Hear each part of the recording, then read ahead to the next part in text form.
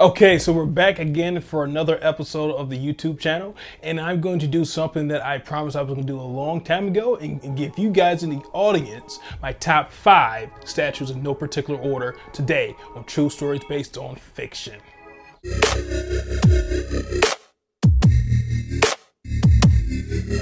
Hey, I'm Evan, the third host, and as I said before the jump, I'm going to give you guys my top 5 statues in no particular order.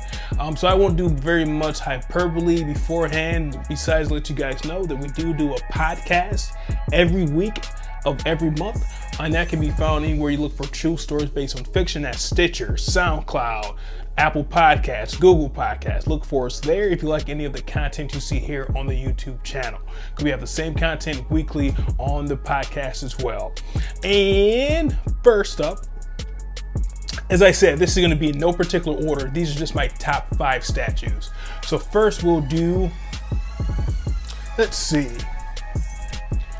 an obvious choice. Oh, behind me, I'll move around so you can see. This is my one section of all of my statues. I have a second one that I won't show you in this video, because as you can see, I'm not in a normal set. I am actually in my nerd cave right now. So this is one view of the nerd cave. In a future video, you'll see the entire thing. But first up, I won't talk about it much because you've seen it before. The star of my first unboxing video, and that is the Robin Tim Drake statue from Diamond Select Collectibles. And as you see, it's a great statue and looks good on the shelf. So that's the first one. Next, we'll do his mentor. I'm a little bit out of frame here, but here it is. Batman of the Batman Black and White statue series, and this one was designed by one of my favorite comic book artists of all time, John Romita Jr. of the Romita dynasty. As you can see, it has Batman in a very interesting, almost casual pose, but it looks really good, and it's probably the first statue I ever purchased as an adult, actually ever. That in a Superman one. Also designed by JRJR, John Romita Jr., which is not in my top 5, but it's close. So next one, Batman Black and White by John Romita Jr. All right. Next up, we have my favorite character of all time, well, one of my favorite characters of all time, and he's on these 2 posters, well, art prints, if you can see them on the screen, but that is Moon Knight. No, this is actually, okay, before that was Cap. This is my first statue I ever purchased, because I purchased this in probably 2018. Everything else you see was purchased 2019 or this current year. But this was the first one I ever bought. It's what's called a bust. So a bust statue is obviously the head, shoulders, and torso. And this wasn't designed by actual comic book artists, and but it is made of a very high quality material, and it shows off one of my favorite characters. Like, it has a little hood in the back, and it has a little hood design that I always seem to like.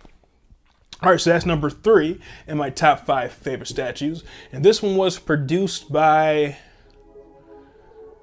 the people who did a lot of Marvel statues in the 90s, because this is probably the oldest statue in the top 5. This statue was produced in like 1998, I believe, before Moon Knight became popular as he is now. Still not being very popular. He's definitely a C-list character. Okay, so that's 3 statues so far. My next one is going to be number 4.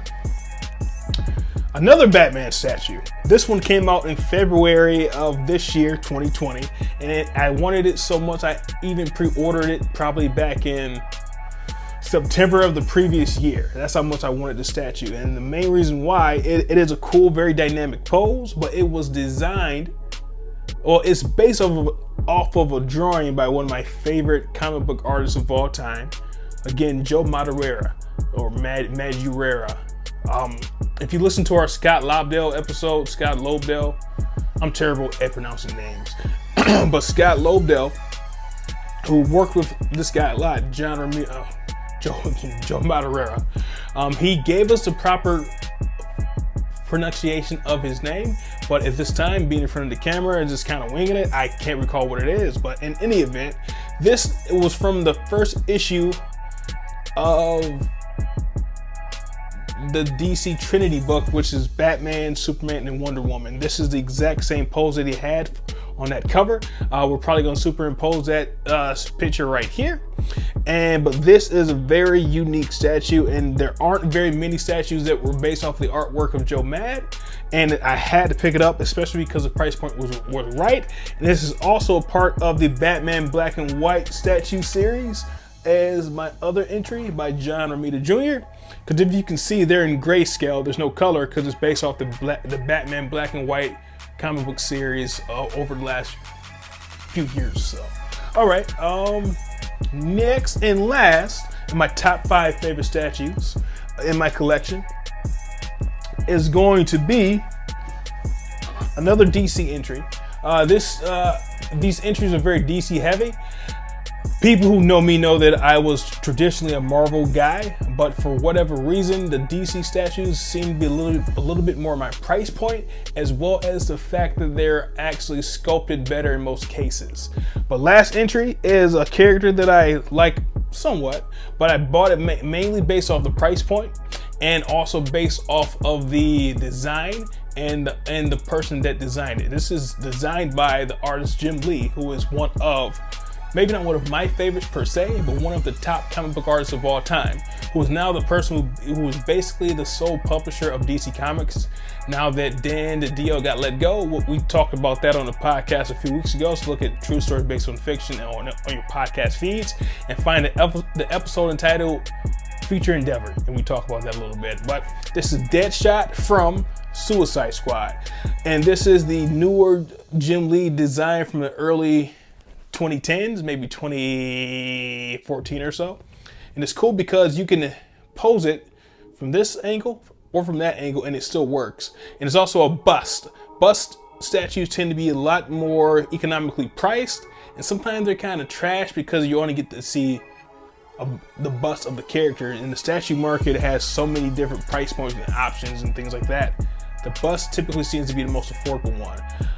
But the details on this statue are actually pretty amazing, and I like the back of it, the back view, and it's a design for Deadshot that I don't particularly care for, but the fact that you can tell that this is a Jim Lee drawing come to life makes it pretty attractive. All right, so those were my top 5 statues from my collection in no particular order. If you like this, or you like this episode or any other parts of our podcast network or our YouTube channel, please like, subscribe, tell all your friends about it, comment, and if you do follow us and subscribe, make sure you let YouTube know by clicking the bell icon, because you want to be notified for every video that we have coming out, and that's going to be weekly at least for the foreseeable future. We definitely want to get that content out for you. But until then, I will see you guys next time on the YouTube channel for True Stories Based on Fiction.